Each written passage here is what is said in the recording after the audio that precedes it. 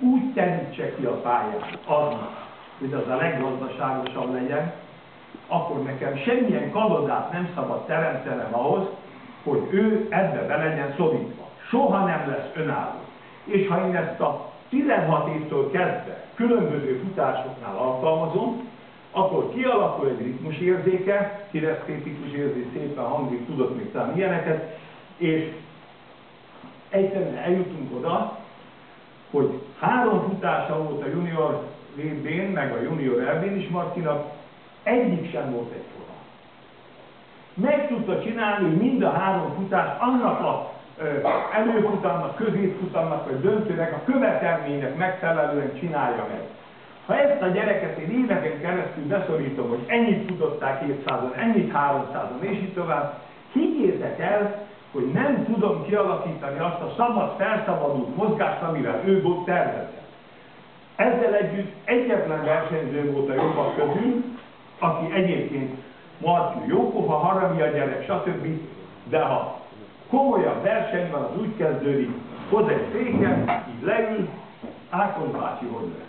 Ez ugye hihetetlennek tűnik egy ilyen jó felkészült gyerek. Tehát nagyon-nagyon támaszkodik az emberre, de én is támaszkodhatom rá, mert úgy megcsinálja a dolgokat, hogy hihetetlen. Ugye? Na most itt azért csak elsütnék egy kis, megint talán egy kis vidámabb dolgot. A középfutamban az Ugló nevezetű orosz partizán Marcit az utolsó métereken megelőzte. Ez nem volt. Marci annyit futott, amit kellett, biztosítva volt neki a következő futamban jó helyen, de az Ugló már az első előfutamban is mutogatott ott jobbra-balra boldog-boldogtalannak, és akkor Marci utolérte, mert Marci nem volt feltétlenül szükséges belehalni abba a futásba, oda mutogatott a gyereknek. Ha mondanom sem kell, hogy lehet, hogy nekem nagy szám van, meg sok minden, ez biztos. De a sportszerű dolgokat azt nagyon szeretem, ami meg nem kívül esik, azt meg nagyon nem. Úgy megurultam, hogy ugye este beszéltük volna meg egy kicsit a döntőt. Mondom, Marci, tudod mi az a hulák, fia? Tudod hány évig voltak ezek? Tudod, hogy a nagyapád, stb. A Málenki robot nagy fogalma nem volt semmiről, nézett rám.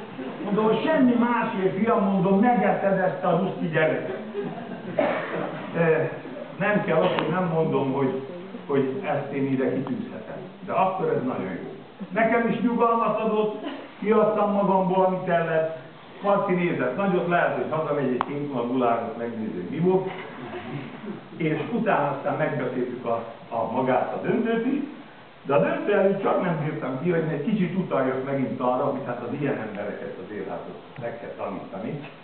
A sors helyes volt hozzánk, kedves volt, mert Uglovot Marci nagyon megverte, úgy verte meg, hogy az előbb szóltam, hogy jön a kanyar, jön az egyenes, és akkor szervusz Szovjetunió, vagy Oroszország, mentünk tovább, és hát nehéz érzéseim voltak, én mindig a másik sarokba, úgy egyedül szoktam leskelődni, és a televíziókat többször megnéztem kint, akik kint voltak velem, tudják, tehát pedig is emlékszik, hogy a kamera mutatta, hogy Marci tovább szaladta, ennyire jó állapotba érkezett a masszörhöz a zászlóért.